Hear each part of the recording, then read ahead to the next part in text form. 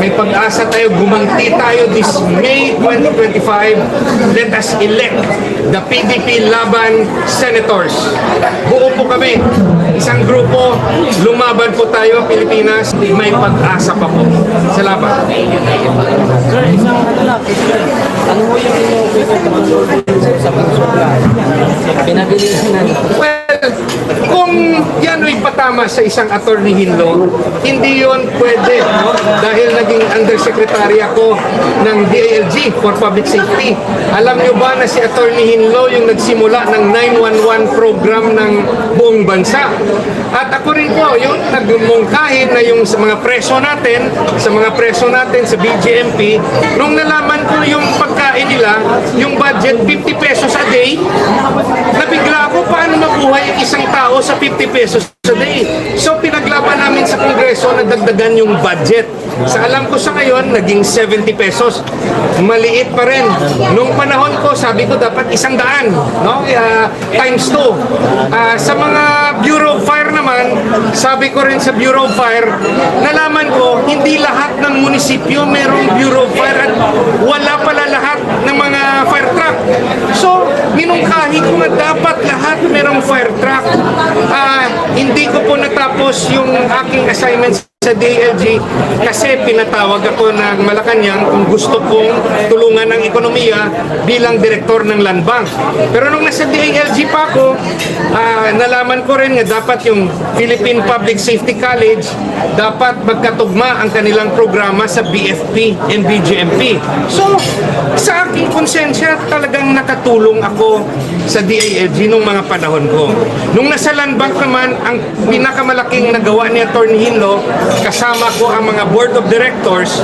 Alam nyo ba na yung mga farmers natin, yan yung rason bakit may land bank, nagre-reklamo bakit ang mahal ng interest rate sa bangko na, kung manghiram sila.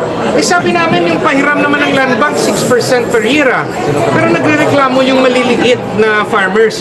Yun pala, nalaman ni Atty. Hinlo na yung 6% pinapautang lang land bank sa kooperatiba at pinapautang sa rural bank. Yung kooperatiba naman at rural bank, pag ni-relent, pag pinautang ulit sa maliliit na magsasaka, yung 6% magiging 15 or 20% na. So anong ginawa ni Atty. Hinlo? Kasi kawawa yung mga magsasaka. Ang laki palang binabayaran every year. Ginawa ko, kami sa board, ginawa namin direkta na tayo magpautang sa maliliit na magsasaka, walang collateral. 6% yung interest lang per year. So nakatulong po tayo nung panahon ni President Duterte sa mga magsasaka. Yung pagkatapos naman dyan, in-appoint naman ako, last 5 months, pababa na si President Duterte, in-appoint ako bilang commissioner ng Presidential Anti-Corruption Commission. Doon po, binantayan namin ang mga presidential appointees ni Pangulong Duterte. May basbas niya po, sabi niya, PACC, tignan mo yung mga cabinet secretary, bantayan nyo na yung mga tagong yaman nila. So, ni-review namin yung mga SALN. Yun nga lang po, nagkapos kami sa oras. Pero nung nasa loob ako ng PCC, nakita ko ang laki ng problema sa korupsyon ng ating gobyerno. Naalala niyo, sabi ni dating President Duterte, sana yung ating problema sa korupsyon, ibigay na natin sa susunod na administrasyon kay PBBM dahil uniteam, no? Dahil may uniteam. Kasi mahirap raw yung labanan yung korupsyon kasi kasama rin namin ang may mga kaso ng korupsyon. Yun nga, nag-aantay kami sa PACC na papasok na si PBBM na ipatawag para i-brief namin, ipaalam anong problema para ma-continue nilang investigasyon. Nalaman na lang po namin sa news, inabolish ni PBBM ang PACC first executive order to abolish the anti-corruption office ng presidente. So kinabahan ako. Kahit may unit team, kinabahan ako. Ito na ba ang magiging polisiya ng gobyerno, hindi mabibigyan ng atensyon ang laban sa korupsyon. Kinabahan ako nung nangyari yun. First executive order. Anong resulta? Yung katayuan natin ngayon. Yan po, no, ang eksperyensya ng pinabili ng suka na taga Negros na isang abogado at dumaan sa tatlong matataas na opisina sa politika, DILG, sa ekonomiya, Land Bank of the Philippines, sa Anti-Corruption, Presidential Anti-Corruption Commission. Kung tatawagin niyo akong bumili ng suka, proud po ako na naging parte ng Team Duterte ng PDP Laban kasi po yung konsensya ko nagsasabi, preparado po si Atty. Hinlo maging senador ninyo, maging senador ng Visayas at ng buong Pilipinas. Salamat. Sir, question lang po. Before po nag-close yung Senado sa opisina nila, sir, merong mga membro ng kooperatiba na nagrarally po doon. Ano po ang reaksyon nyo tungkol doon sa paglalagay ng tax sa kooperatiba? Malaking kapi ng kooperatiba. So kung magiging senador ako, pag-aaralan namin, I will hear out kasi yung purpose ng cooperative law para walang tax. Although may naririnig rin tayo na inaabuso ng iba sa kooperatiba na ginagawang pangnegosyo at hindi nakakabenepisyo yung kanilang miyembro. So, pag-aralan natin kasi yung aking datos nung nasa land bank ako, yung kooperatiba natin, 50% failure. 50% failure dahil po sa private corruption. Anong ibig sabihin ng private corruption?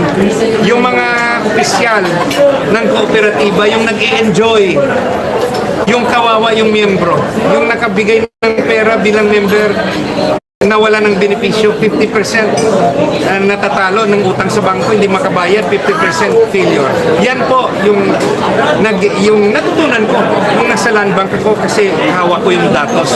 Naging chairman ko ako ng audit committee ng Land Bank of the Philippines. Yung pinabili po ng suka, naging chairman ng audit committee ng Land Bank of the Philippines, pinakamalaking government bank, no, sa Pilipinas. At lahat po ng datos sa pera dumadaan sa amin.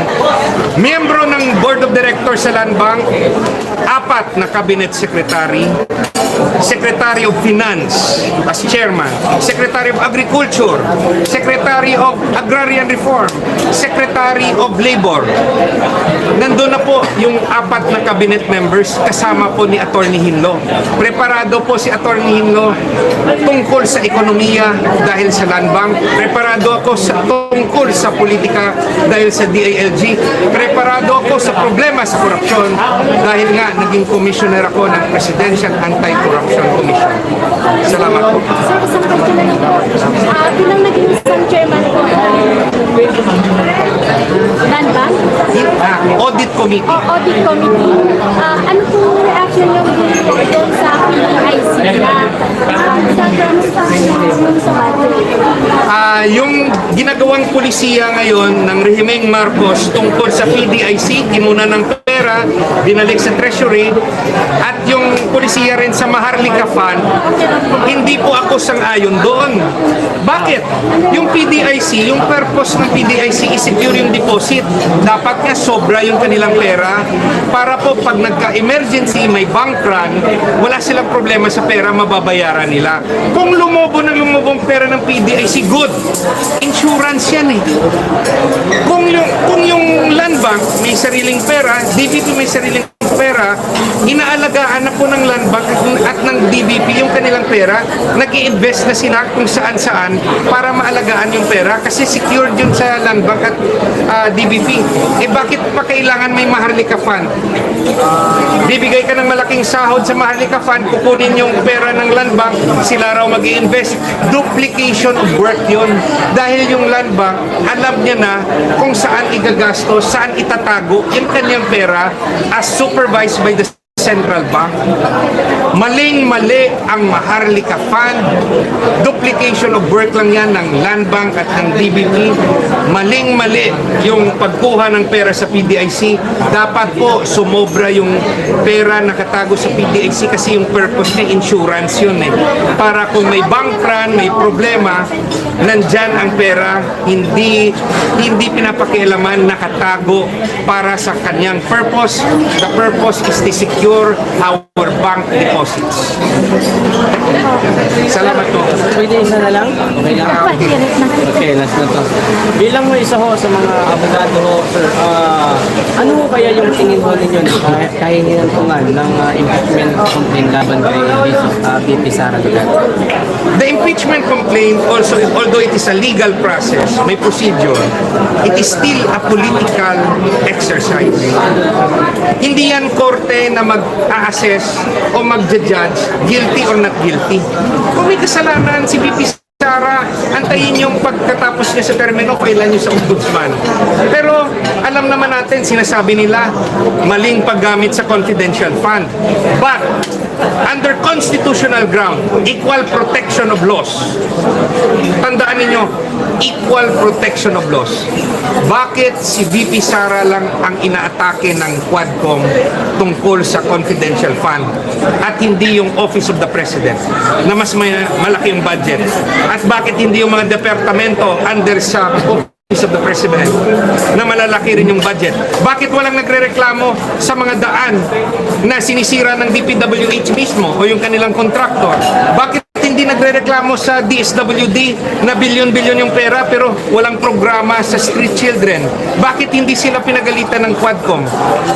Yun po, may mali po sa proseso dahil po nakatutok lang sa isang tao na ayaw nilang pwedeng maging madason nga presidente sa 2028, inatake ng inatake, nilagyan ng akusasyon na korap, pero ayaw nila ituro yung kanilang sarili. Ayaw nilang ituro yung opisina ng presidente. Ayaw nilang ituro yung opisina ng speaker. Ayaw nilang ituro yung opisina ng Senate President at nung mga mambabatas natin at mga departamento. Nasaan po yung compliance, equal protection of laws ng konstitusyon? Salamat. Salamat sir. Thank you. Salamat. Thank you sir. Salamat. Salamat. Salamat. Sir, salamat. Salamat. Under PDP level. Thank you.